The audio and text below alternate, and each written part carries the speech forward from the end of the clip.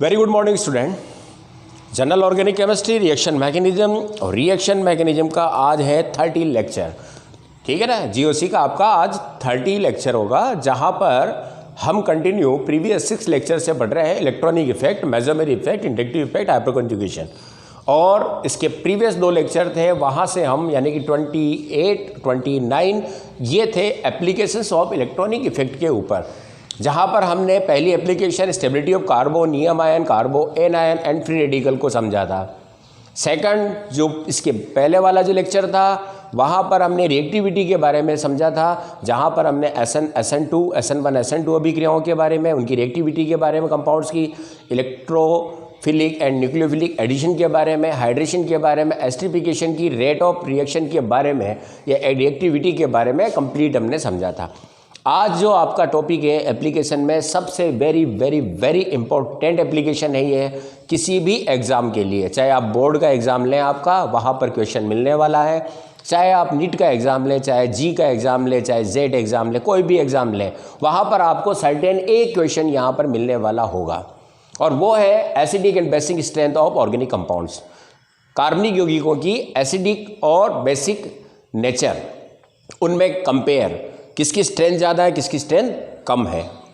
Okay, तो उनके बारे में आज हम पढ़ने वाले हैं। और हम जनरली जो मेजर रूप से देखेंगे वो होगा अल्कोहल की एसिडिक और बेसिक नेचर, फिनॉल की एसिडिक बेसिक नेचर, फिनॉल के साथ जब कोई सब्स्टिट्यूट लगता है ऑर्थो, मेटा, पैरा पर, तो इसकी एसिडिक नेचर किस तरह से चेंज होती है, वहाँ पर काफ़ी क्वेश्चन है। इसके अलावा कार्बोक्सिलिक एसिड पर सब्स्टिट्यूट का इफेक्ट क्या होगा एसिडिक नेचर पर, और एमीन की बेसिक नेचर को हम डिटेल में पढ़ने वाले हैं। क्लियर? इसके अलावा हम कंपेयर करेंगे अल्कोहल का फिनॉल के साथ, एसिड के साथ, जो आपका बोर्ड का क्वेश्चन होता है कि कार्बोक्सिलिक एसिड और फिनॉल में कंपेयर करना एसिडिक नेचर का।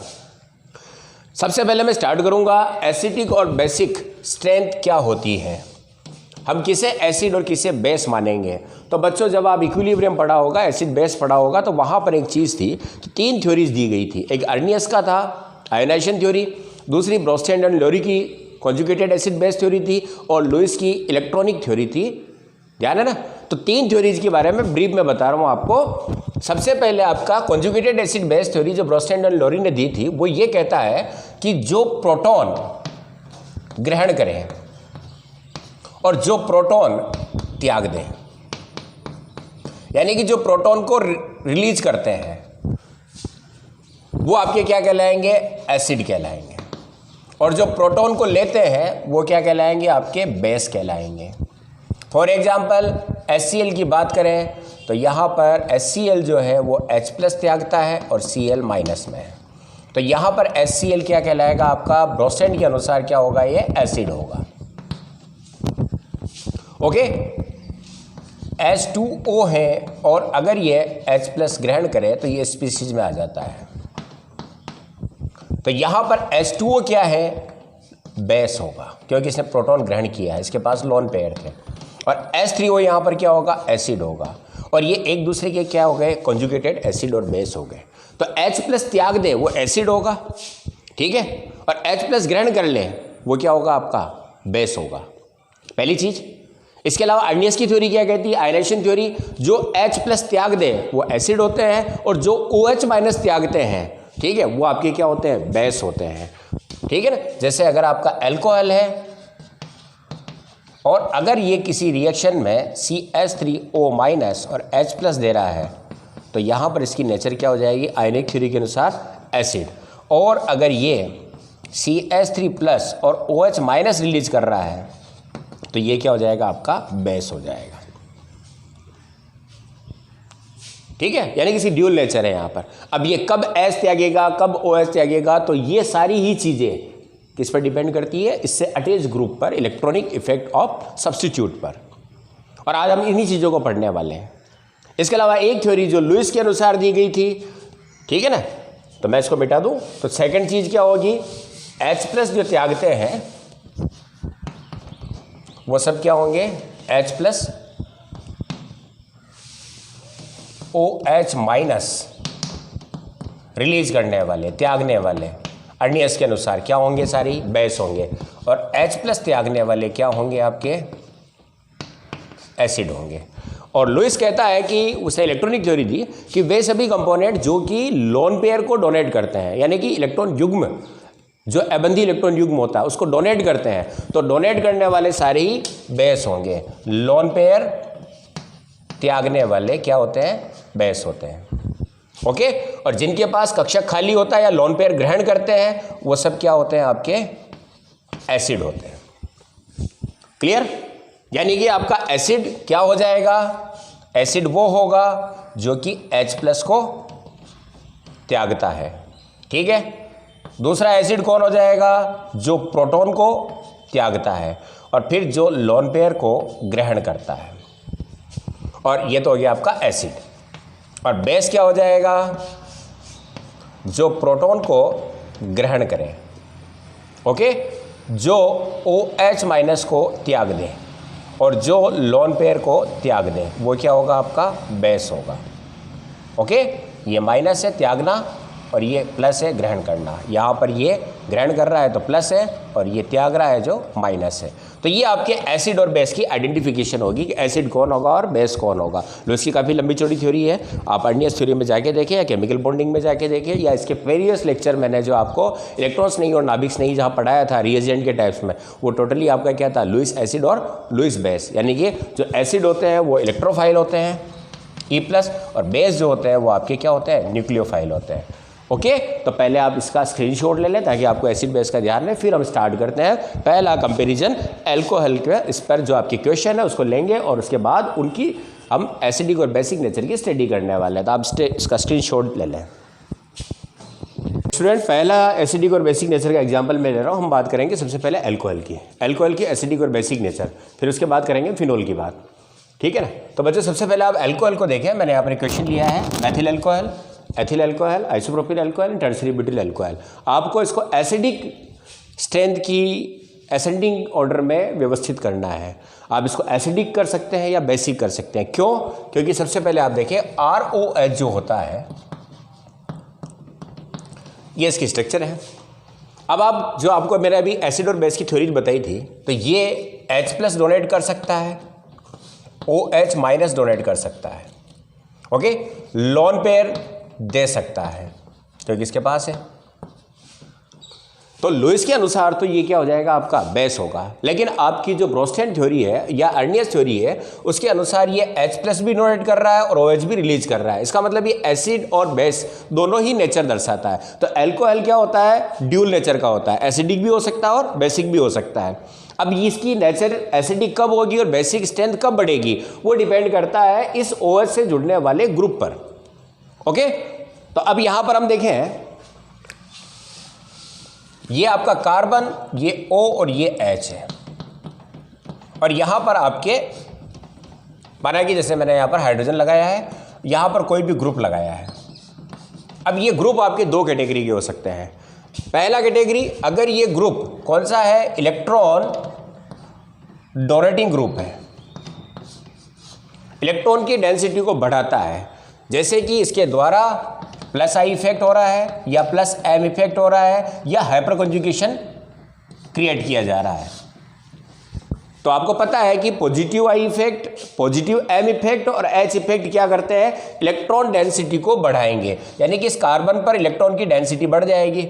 और इलेक्ट्रॉन की डेंसिटी बढ़ने के साथ साथ जैसे आप इलेक्ट्रॉन की डेंसिटी बढ़ाओगे तो कार्बन की इलेक्ट्रोनेगेटिविटी हाइड्रोजन से क्या हो जाएगी? कम हो जाएगी। तो ऑक्सीजन का इलेक्ट्रॉन लेना या तो हाइड्रोजन से लेगा या कार्बन से लेगा। तो इजी कहाँ हो गया? क्योंकि इधर इसके पास हाइड्रोजन की तुलना में इसकी इलेक्ट्रोनेगेटिविटी क्या हो गई? कम हो गई। कारण इन इलेक्ट्रॉन डोनेटिंग ग्रुप के कारण इलेक्ट्रॉन इसकी तरफ मूव किए और इसके पास इलेक्ट्रॉन की डेंसिटी बढ़ जाती है।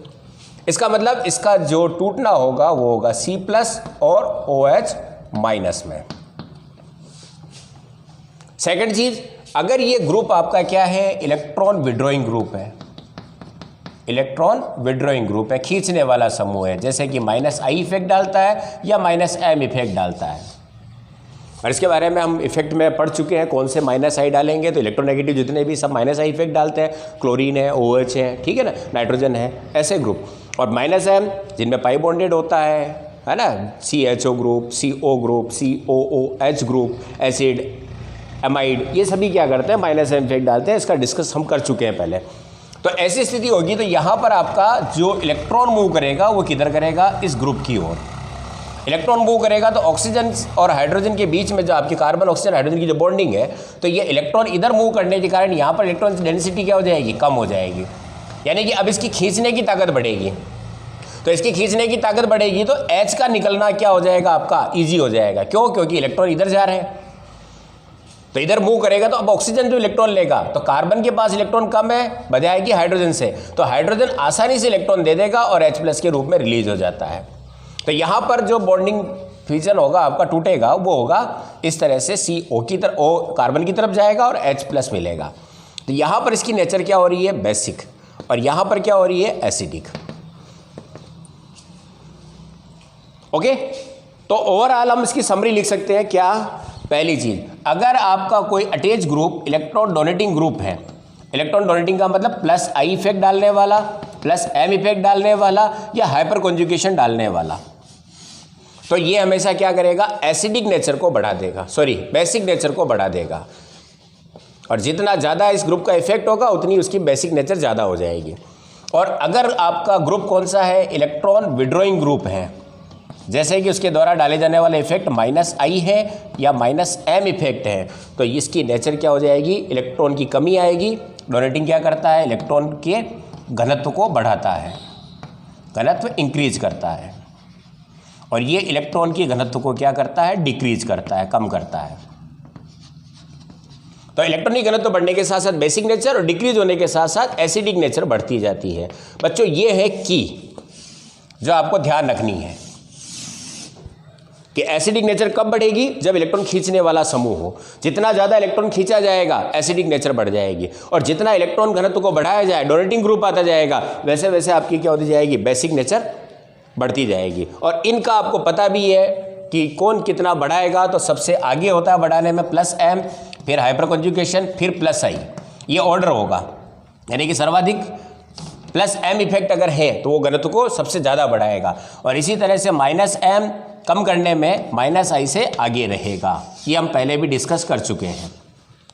अब आप इस चीज़ को नोट कर लें कि एसिडिक नेचर कब बढ़ती है। छोटी सी चीज़ ध्यान रखें, ग्रुप देखें, ग्रुप को देखने के बाद आप देखें उसके द्वारा कौन सा इफेक्ट डाला जा रहा है। अगर रेजोनेंस में है तो वहाँ पर M इफेक्ट है, M में प्लस है या माइनस है, प्लस है घनत्व तो बढ़ेगा, बेसिक नेचर बढ़ जाएगी। -M है घनत्व तो घटेगा, एसिडिक नेचर बढ़ जाएगी। हाइपर कॉन्जुगेशन है, घनत्व तो बढ़ेगा, बेसिक नेचर बढ़ेगी। -I इफेक्ट है तो -I इफेक्ट होगा तो क्या होगा, घनत्व तो कम होगा, तो उसकी एसिडिक नेचर बढ़ेगी। तो -I के साथ -M के साथ एसिडिक नेचर, और +M और +I और हाइपर कॉन्जुगेशन के साथ बेसिक नेचर उसकी बढ़ती जाएगी। ओके, सबसे इजी एग्जांपल मैंने ये पहला लिया है, जहां पर हम अल्कोहल का कंपेयर कर रहे हैं किससे, primary secondary tertiary alcohol. Question आपका क्या है, एसिडिक नेचर के इसको असेंडिंग क्रम में आपको क्या करना है, व्यवस्थित करना है। या इसी क्वेश्चन को रिवर्ट कर सकता हूं मैं कि बेसिक नेचर के आपको असेंडिंग ऑर्डर में इसको क्या करना है, व्यवस्थित करना है। ये की आपको ध्यान है बिल्कुल।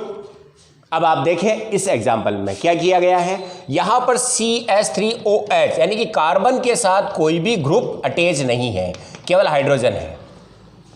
इसका मतलब इस पर न तो +I इफेक्ट हो रहा है, न हाइपर कॉन्जुगेशन हो रहा है, न मेसोमेर इफेक्ट हो रहा है, किसी प्रकार का इस पर कोई इफेक्ट नहीं है, पहली चीज।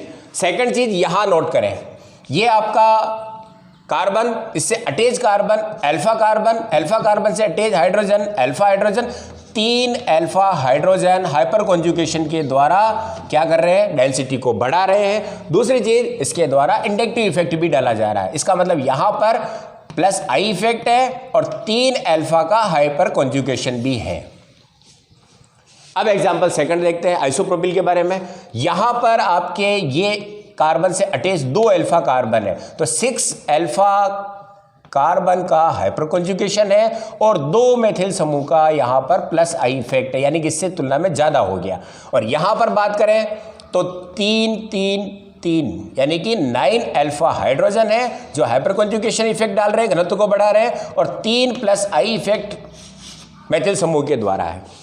तो इलेक्ट्रॉन डेंसिटी सबसे ज्यादा कहां हो गई, इस जगह पर। एक चीज और ध्यान रखें, डेंसिटी बढ़ने के साथ साथ इस कार्बन के पास इलेक्ट्रॉन घनत्व तो बढ़ेगा तो इसकी इलेक्ट्रॉन नेगेटिविटी कम हो जाएगी, इलेक्ट्रॉन खींचने की ताकत कम होगी। इसका मतलब यहां पर इलेक्ट्रॉन बराबर खींचेगा, यहां पर इलेक्ट्रॉन हाइड्रोजन खींचेगा, यहां पर हाइड्रोजन ज्यादा ताकत से खींच लेगा, और यहां पर आपका ऑक्सीजन हाइड्रोजन से खींच लेगा। तो कहने का मतलब क्या हो गया, यहां पर आपका H निकलना सबसे आसान है क्योंकि इलेक्ट्रॉन विपरीत दिशा में मूव कर रहे हैं, तो एसिडिक सबसे ज़्यादा यह होगा। यहाँ पर इलेक्ट्रॉन इधर मूव कर रहे हैं, घनत्व बढ़ रहा है, घनत्व बढ़ने के साथ साथ बेसिक नेचर बढ़ेगी, तो बेसिक नेचर बढ़ेगी तो ये ऑर्डर हो जाएगा, यानी कि टर्सरी प्राइमरी सबसे ज़्यादा एसिडिक एल्कोहल है, सेकेंडरी उससे कम है और टर्सरी सबसे कम होगा। समझ में आया बच्चों? इस चीज़ को ध्यान रखें। बिल्कुल आपको केवल इतना देखना है कम हो रहे हैं इलेक्ट्रॉन या ज़्यादा हो रहे हैं। अगर बढ़ रहे हैं बेसिक, घट रहे हैं एसिडिक। क्लियर है बच्चों? तो ऑर्डर क्या हो जाएगा, सबसे ज़्यादा आपका मेथाइल अल्कोहल जो है वो सबसे ज़्यादा एसिडिक नेचर रखेगा और फिर ये सबसे कम एसिडिक होगा। अब दूसरी चीज़, बेसिक के हिसाब से व्यवस्थित करें तो सारी एरो की तो चले जाएंगे, रिवर्स हो जाएंगे। इसकी तुलना में ये ज़्यादा बेसिक हो गया, इसकी तुलना में ज़्यादा बेसिक हो गया, इसकी तुलना में ज़्यादा बेसिक हो गया। क्लियर है?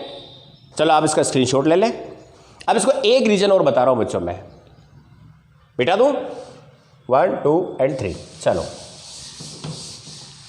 अब देखें आप, अगर ये एसिडिक होता है और बेसिक होता है तो इसकी ब्रेकिंग के बाद जो इंटरमीडिएट होता है वो क्या बनेगा, CH3O-। अगर ये एसिडिक रूप में टूटता है और यदि ये बेसिक रूप में टूटता है तो मिलेगा CH3+ और OH-। ओके बच्चों, ये दो चीज़ें आपको पता है। अब आपको देखना है कि कौन सी स्पीसीज ज़्यादा स्टेबल होती है। माइनस के ऊपर यदि इलेक्ट्रॉनिक घनत्व को बढ़ाया जाए तो ये स्पीसीज अनस्टेबल हो जाती है। घनत्व पहले से ज़्यादा है और घनत्व बढ़ रहा है, अनस्टेबल हो जाएगी। इसका मतलब प्राइमरी एल्कोक्साइड आयन जो है उसकी तुलना में अगर टर्सरी ब्यूटोक्साइड आयन की बात करें तो ये लेस स्टेबल होगा, सबसे कम स्टेबल होगा। इसका मतलब इसका ये टूटना संभव नहीं है। लेकिन कार्बोनियम आयन की बात करें तो प्राइमरी कार्बोनियम आयन सबसे कम स्थायी है और टर्सरी कार्बोनियम आयन सबसे ज़्यादा क्या है, स्टेबल है। इसका मतलब टर्सरी का टूटना यही होगा और प्राइमरी का टूटना ये नहीं होगा क्योंकि इसके बनने वाला इंटरमीडिएट क्या है, अनस्टेबल है। जबकि प्राइमरी का ये वाला जो ग्रुप है आपका मेथॉक्साइड आयन, ये आपका क्या है, ज़्यादा स्टेबल है, घनत्व ज़्यादा है।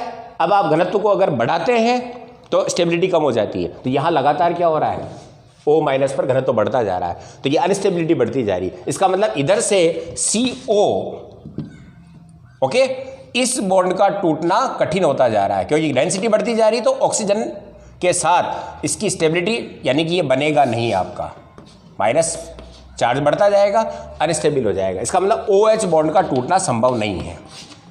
जबकि कार्बोनियम आयन स्टेबल होता है तो OH का निकलना आसान होता है। ये सेकंड चीज़ है, जब आप मैकेनिज्म को पढ़े पूरा तो पूरा समझें उसको। पहली चीज़ तो आपको शॉर्ट में बता दिया मैंने, इलेक्ट्रॉन घनत्व बढ़ना बेसिक नेचर को बढ़ाता है, तो घनत्व बढ़ रहा है, बेसिक नेचर बढ़ रहा है, इसका मतलब एसिडिक कम होता जा रहा है। ये तो हो गया आपका क्वेश्चन का आंसर।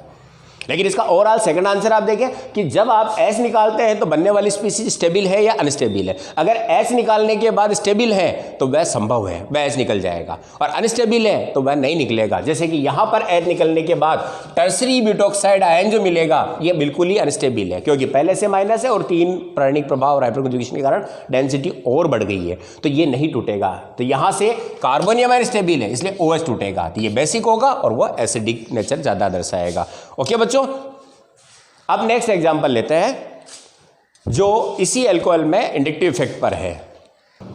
आपको इसको एसेंडिंग एसिडिक नेचर में एडजस्ट करना है।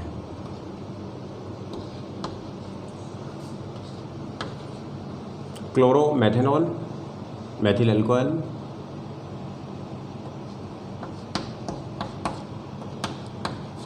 डाइक्लोरो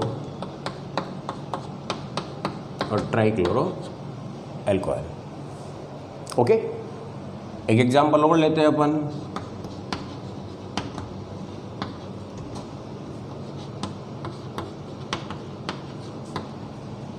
फ्लोरीन, यहां पर आपका ब्रोमीन। अब इनको आपको एसिडिक ऑर्डर में करना है। तो आपको बता रखा है कि जब कोई इलेक्ट्रॉन विड्रॉइंग ग्रुप आता है या डोनेटिंग ग्रुप आता है तो उससे इसकी एसिडिक नेचर कैसे चेंज होती है। तो यहाँ पर बच्चों क्लोरीन जो है वो कौन सा इफेक्ट डाल रहा है, -I इफेक्ट डालेगा। ठीक है, यहाँ पर 2 क्लोरीन क्या कर रहे हैं, इलेक्ट्रॉन को अपनी ओर खींच रहे हैं, है ना। तो यहाँ पर कितना होगा आपका -I होगा, लेकिन 2 ग्रुप के द्वारा होगा।